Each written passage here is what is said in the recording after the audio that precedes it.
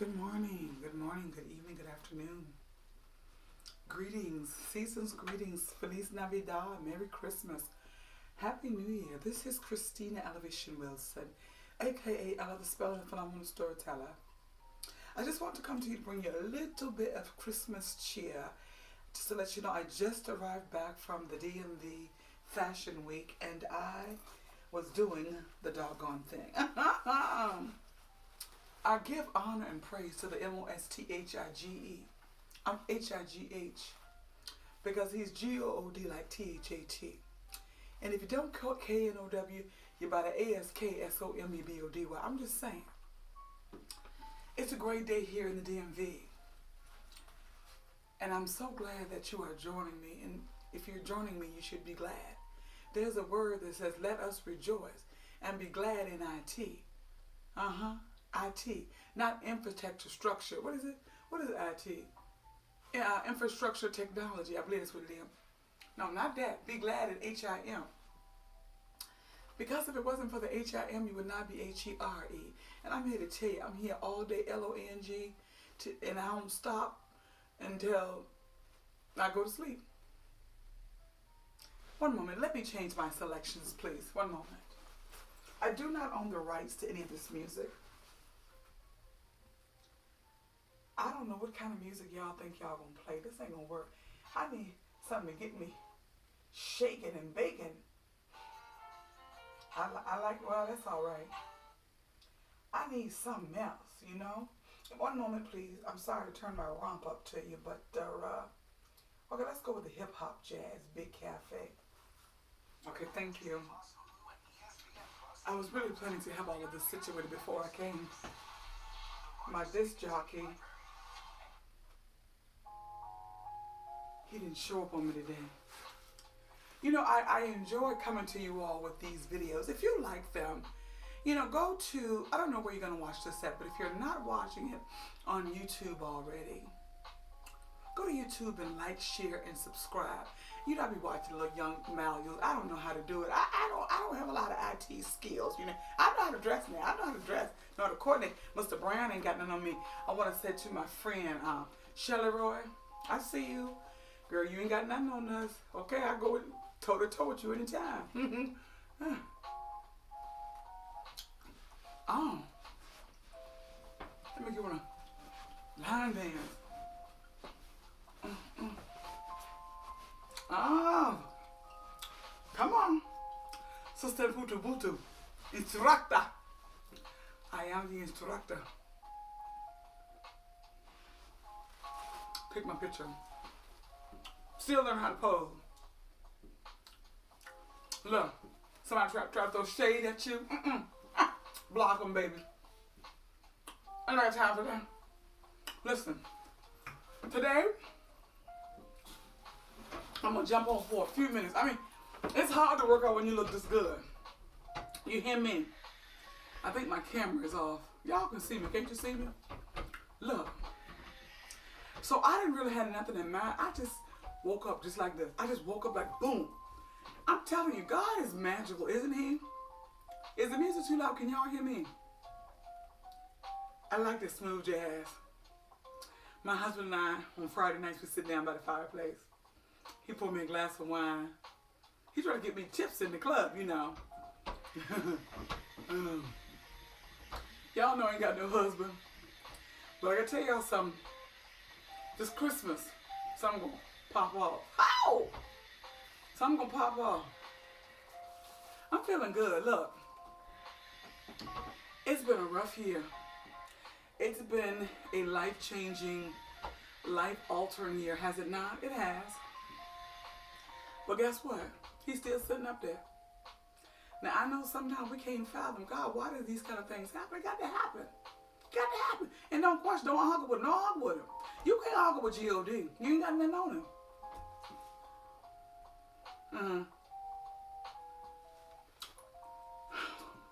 I just thank him. Because I'm going to tell you for myself, I would say I don't like to talk about this whole pandemic thing, but I will say this. I'm grateful that I'm still one amongst the land of the living. And my heart goes out to those of you who have lost family members. you know, due to COVID or just natural causes or, you know, police brutality. I pray for every one of you, and I love you. I really do. I really mean it. I love it. But let me tell you something. What you cannot do is let nobody what? Block your flow. Don't block the flow. You have to go. If you're going to try to block the flow, you have to go. I'll put you around the door. I ain't going out no more. I ain't going to say no more. That's it. Boom. Just like that.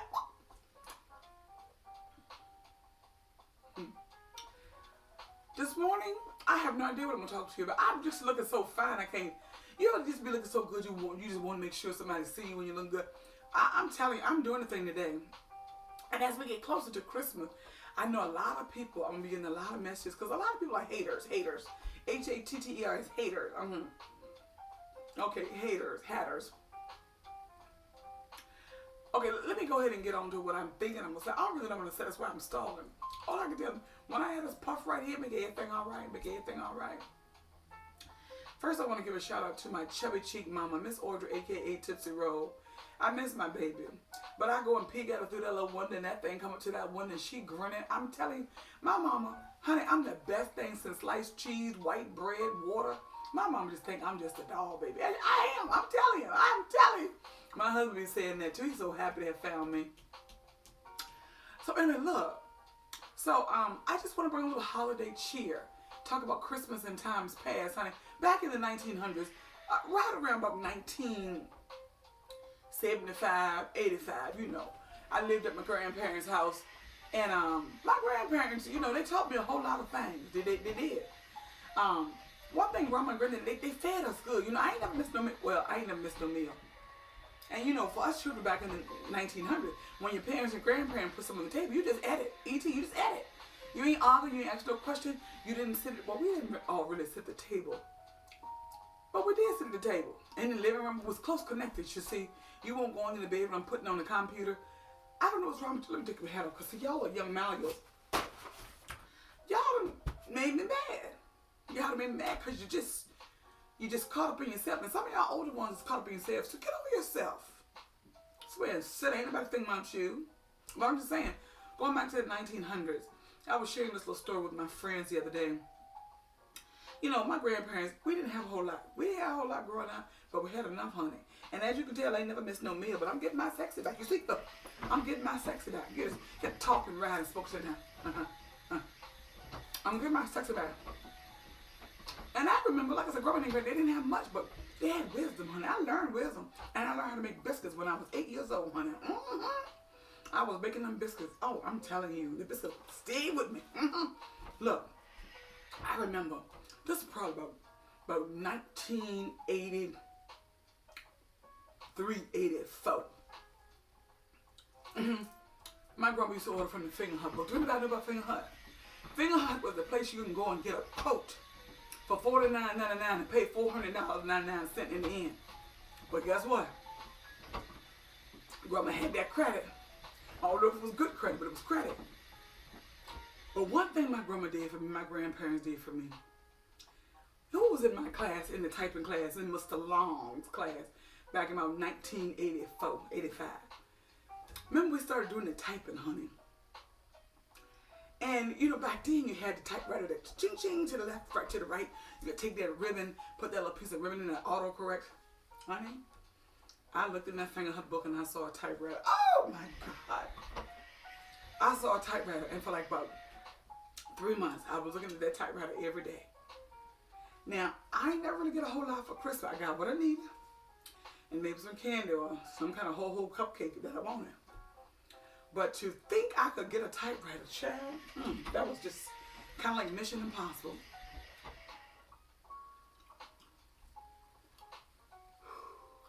You know what sin stands for? Smoking is nasty.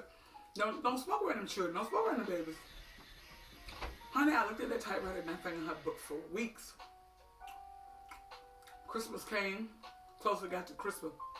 You go up there and look up into that tree. You don't see nothing like a typewriter. You looking, and peeping. And then Christmas Day come. Grandma said, get on in here, child. I said, get on in here, gal. Child, when I tell you I saw a package. Oh my God, my heart started beating so fast. Child, when I opened that box. Oh my God, I feel like I went to CRY. Oh my God, the typewriter was sitting up in there, honey, a black one with little white keyboards, you know. Oh, You talking about, child, I didn't go outside and play for weeks. I was writing, I don't want to call his name because back in that day I had a little boyfriend. Oh, thank God. Thank you, Jesus. You didn't let me have that boyfriend for long. I wrote him a letter. I was just writing, typing letters, honey. Just typing letters. That was probably my favorite gift, maybe ever. I really wanted a typewriter, and I got it. Oh, I put my cape on. Just give me cold chills when I think about it. What was your favorite gift as a child? What is that one thing that you asked for that you didn't think you would get, but you got it? Or what was that gift that you gave to someone who wanted a gift and didn't think they were going to get it? Did you surprise them? Like, ta-da! Did you do that to them?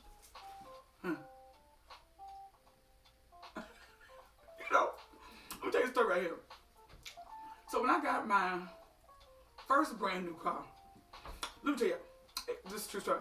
I don't even know what the brand of it was. It was a purple car. Who knows what it was? Somebody, well, hey, I don't even know the name because I don't even make them no more him. But I was at this job over in Reston, Virginia. And I used to always see the ladies go outside and smoke the cigarettes and do that. I thought it was so cool. Now, let me go back a little bit, because one time Grandma went to church. Grandma told me to keep my eyes on the pot of collard green. Now, you do everything you see your parents and grandparents do.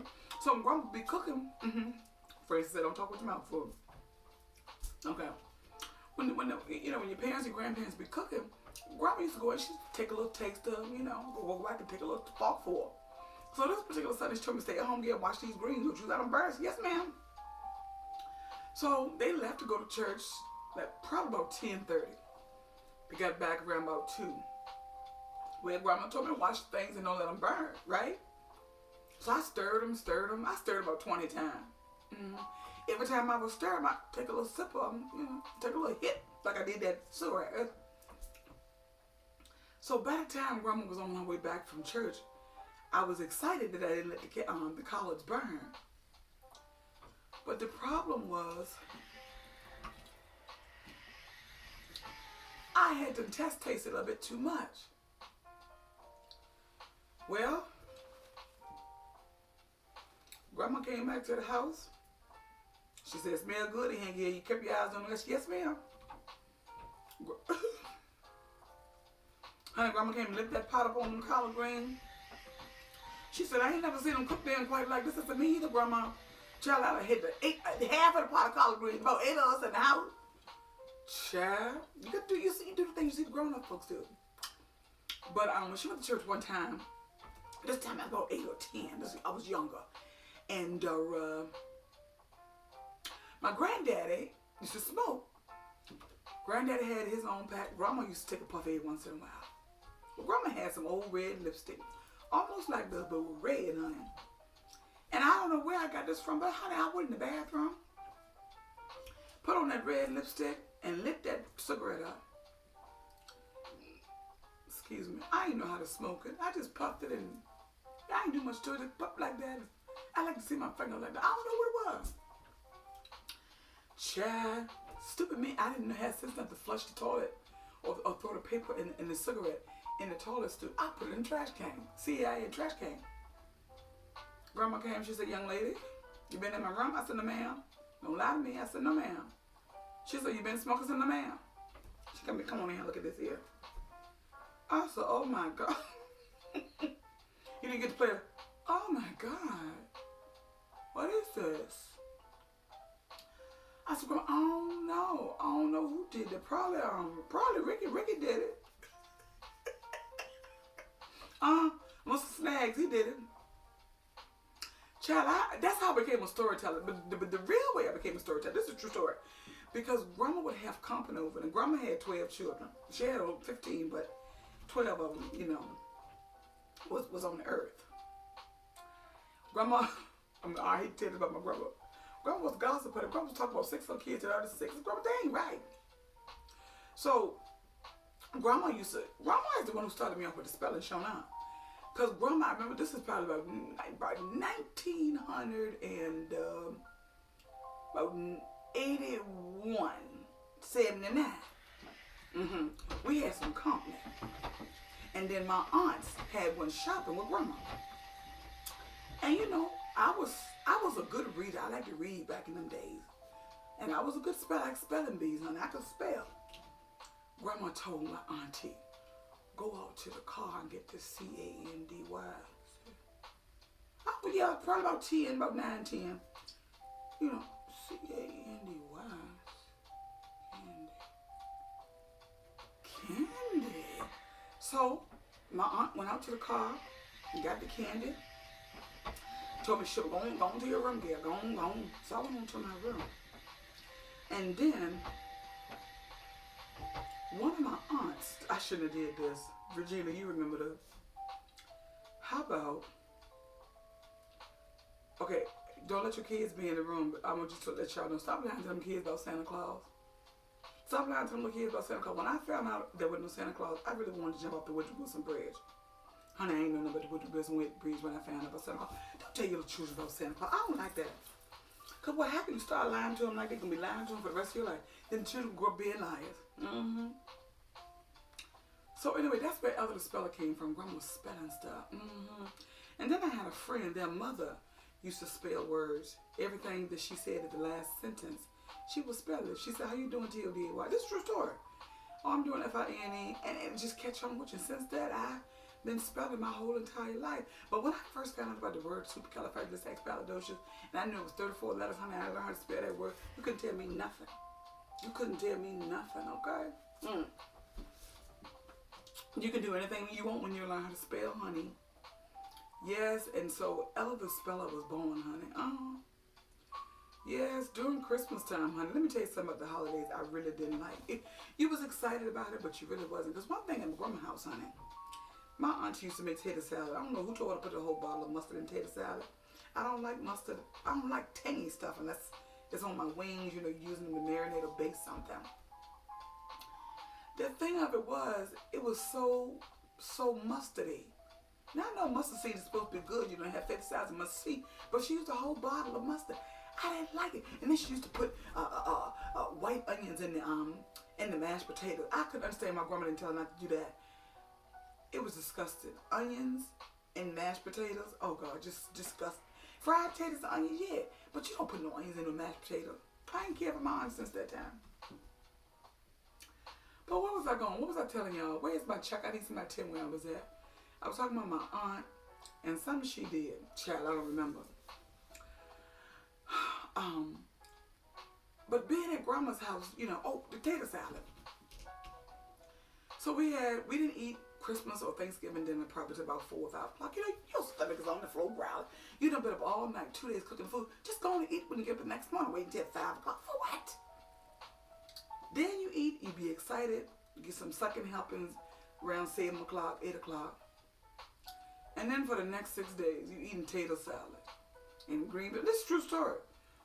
I have not made tater salad on a holiday probably in about 15 years. I ain't lying. Now I make my tater salad, but it may be good, but I can't stomach it too much. But anyway, that's how it was at grandma's house at Christmas time, honey. But one time, I did something I shouldn't have done.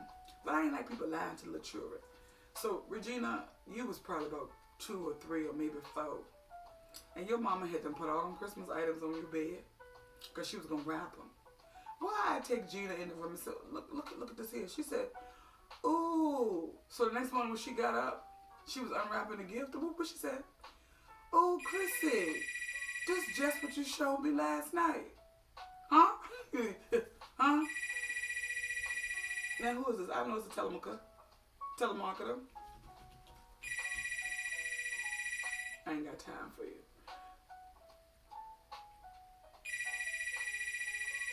Really? Okay. I done showed the child all the stuff her mom and daddy done brought her for Christmas. And she told on me, see, you can't tell people stuff. Honey, she looked at me, she said, oh, Chrissy, just what you showed me last night. Boy, my aunt was so mad. She was so mad. But me and my aunt used to fight a lot when I was little. We used to fist fight. This is a true story. We used to fight. My aunt, she hated frogs. don't know if we didn't have a Dollar Tree at the time. We had Super Dollar, honey. Super Dollar where I was going to get all my fashions. As you can see, I'm still in Super Dollar trends, honey. Ain't my shame. One thing about me, I stayed the same person. Oh, I should be working out. Look. So I went to the Super Dollar, honey, and got this little plastic frog and put it underneath her covers, honey. Keep on putting with me. I'm gonna fix you. I don't play like that. Don't do that. Don't do that. Childhood was something else, child. Did I tell you about the time we beat the pigs, though? Oh, Teresa, Boo Boo, Amy, Darlene, Bernadine, myself, Tony. I don't know if Keisha was born at that time. This was probably about 1900 and about 79, 80. About 81, something like that. It was so bored, we had nothing to do. Grandma went to church, honey. And then Eric, Art, were you there? Whole bunch of we down at the thing, honey, beating the pigs. And you don't beat your meat. Oh, wait a minute. You don't beat the pig because you eat the meat. You know what I'm saying, honey? Grandma was at church. I think Bernadine, what I big mouth. Bernadine was one who didn't participate, but she was the one who told when Grandma got from church. Honey, when I heard my auntie coming down that road in that old Chevy, I got in bed. I said, oh, no, I ain't getting no beating. I heard Grandma tuck her head in the door. She said, that's all right. She's called you old lady, young lady. That's all right. You get yours in the morning. I tried to sleep as late as I could, but you don't sleep late now near Wilson House. Honey, I got up that morning. She said, come on in here. When I tell you, that's the reason I ain't got much of a rum shaker. Grandma, she just beat my butt. She just beat the butt off. Yeah, it's true. Ever since then, I ain't never had much, my butt just been just weak. But also, too, something about Grandma, you don't sleep late. Like, you could go to the club on Saturday now if you wanted to. But I bet you if you thought you were going to lay in that bed on Sunday, you might not be the devil, but you sure was a liar. You wasn't going to sleep in that bed on Sunday morning after you been to the club. And I remember the first time I went with my friends, I said, Grandma, can I go out with my girlfriend? And she said, sure. Now, the Bricklayers Club didn't open until about 9 or 10 o'clock. She told me to be home by 10:30. She said, what the? But you didn't question her. And I hate to admit it, but I was always rebellious. I always had a smart mouth talk back. Grandma said something to me back in the day. I will never forget it because these words rang so true. Grandma told me to do something one time. You don't tell me what to do. Boy, she wound her hand up. Bam, on my face.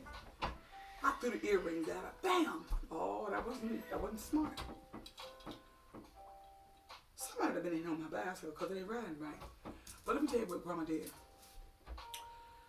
Grandma told me to go, what did Grandma tell me? Grandma told me, this is what she used to tell me. You know what, young lady? Your mouth will be the cause of your death. That's what I told her. Anybody gonna kill me? Anybody gonna kill me? Look how I ride.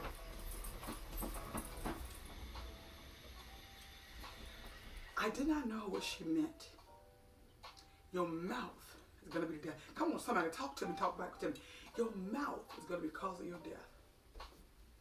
Chad, how many times I had to leave the job because I don't put up my pistol on folks. I use my pistol. Your mouth gonna be the cause of your death. Do you understand what I'm saying? Honey, I didn't get it back in the day, but I'm telling you, at 50, I get it. Now, I don't look 50. I know I look good. Don't worry about that. We'll come back to that later. Your mouth will be the cause of your death. Now, one of my aunties always tell me, you ain't got to say everything. You ain't got to talk all the time. I said, well, no, I ain't got to. But see, God had made me big, thick, voluptuous, with a big mouth and a tall frame for a reason. See, one thing about me that you'll learn about me or that you ever know about me, I don't argue. Now, I don't argue with people just to argue. But one thing you're not going to do is run all off top of me and think I'm supposed to be quiet. No, ma'am. No to the ma'am. No, ma'am. You can't do that. I took a speaker's course probably back in August, September. It's called Speak Up. And I really appreciated that class. Thank you, Coach Tina. Because I didn't really know the middle. I was either, telling you what I wanted you to know, or I was letting you step on me that you can't do it. Can't do neither. Not no more. You won't get away with it like that. Anybody from work reaching out to me? One moment, please. Who is this? Let me see. Don't you fall off here. Uh-oh. Christine, just get on off the thing. Who is them? Get to keep your eyes on the work while you're working out. One moment. Who is this? Let me see. Who is it? Let me see. Time sheets. Okay. Okay. Before 11 o'clock. Oh, today's payday. Hey! You gotta let me know, baby. Okay, look. I just want to say to the people who don't have a voice. Joy Terrell, you have an event upcoming about speaking out for the voiceless. Look, I know there are many of you that can fight for yourselves. Kudos. But there are many people who have been silenced because other people have told them or said something to them to discourage them. I was one of those people. And I think from the time I was a child, I was called names and stuff, and I was teased and mocked and stuff like that. And I suppressed a lot of stuff. So all this outside you see it real weight. This is anger and depression. But guess what? Oh no, honey. I'm a recovering people pleaser. Try me. Try me now if you want to. That's all I said. Try me. You see how I'm doing? That's how I'm gonna do. Look. Don't block my flow. Don't do that. And then sometimes people tell you to be quiet, or people don't like you because you're too much of the truth to them. Now, like I said, I don't argue. Now, I do have a little bit of judgmental spirit, but there's a difference between judging people and just telling the truth. I like to think I'm telling people the truth. And sometimes when people ain't never been told the truth, been held accountable, they don't like it. Oh, honey, I done had a lot of friends cut me off because of my mouth. Now, I know Grandma said my mouth gonna be the cause of my death, but my mouth can also make me some money, too. Anybody looking for a booking for the new year, book me. You got a birthday, anniversary, a bar mitzvah, any kind of celebration, you need to be booking me. I'm telling you, I got some jokes now. I ain't really in a joking mood right now, but I'm just sharing some stuff with you from the 1900s. You got to speak up. And you ain't got to argue. You ain't got to be angry with people. You see what I'm saying? You ain't got to argue and be angry with people. Just speak up. Let people know where you stand. And I can tell you what. They're going to either sit down and shut up, or they're going to rise up and respect you, or they're going to go on somewhere. I don't know what I'm saying on that part. Listen, all jokes aside. It is okay to speak up for yourself, to stand up for yourself, and to not let people make you feel any kind of way. Of course, people can't make you feel any kind of way, but people are manipulators, and people will try and control you, and then try to make you feel like you probably. I bet you won't come at me with that no more. Try me if you want to. That's all I'm gonna say. I'm about peace and love. I'm an atmosphere changer. I like to be in positive environments, be surrounded by people with good hearts and kindred spirits. You know what I'm saying? That's just how that's what I've grown into. But see, when your heart is hurting and you broken, and people have said all sorts of things to you, and you don't know what to say because you don't want to tamper with your relationships, or you don't want your relationships to fail. Let me tell you something. I'm over that, honey. Honey, I can't tell you how many people have cut me off since the late 1990s and the early 2000s, up until the 2020. Yes, sometimes it does hurt, but see, people will show you who they are. Did Maya Angelou say? She said, when people show you who they are, believe them. The first time. Not the second, third, fourth, fifth. The first time. Like you're in first grade, you graduate from kindergarten, go to first grade. Believe them the first time. How many times have we just let people just fool us, lie to us, just do things as we did? Not anymore. Not anymore. Anyway, look, I'm on the clock. I'm taking an early lunch break. Taking an early lunch break. I just want to say to all of you, I really do wish you a very Merry Christmas, a very Happy New Year. I know that some of us are grieving the loss of family members, some relationships, loss of jobs. And let me just tell you this. I believe this with all my heart. I don't understand everything that God does and why He does it. But I know God's got you.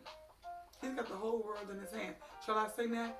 He's got the whole world. I'd better not sing it. Come on, talk to me now. How y'all doing out there? I just want you to know, if you have no place to go for Christmas, you can't come to my house. Now, I pass your plate from downside. I open the door and put it on outside, but you can't come in here. You can't come in here. I love you. I really do love you. And I can't wait to see you to wrap my arms around you again. I really do. I really mean it. But no, I can't let you be coming up into the circle. I'm trying to reserve my life, honey. My soon-to-be husband, he calling me the woman of God. When he started talking like that, I think he talked about something. Now, he retired, 30 years in the military, got his own business. I call him boo thing, honey. Now, let me just say, Ladies, sometimes the kind of man that you think you want ain't the one you need. And sometimes the one you need ain't the one you think you want. But I'm here to tell you, by my birthday of 2021, okay, let's go ahead and push it down to the springtime. Let's go ahead and say May. Y'all, I'm gonna invite y'all to the wedding, but everybody gotta bring a gift or bring a potluck dish. We ain't gonna spend a whole lot of money on y'all. See, that's what people mess up. They spend all this money trying to be bougie and all that. No, we're gonna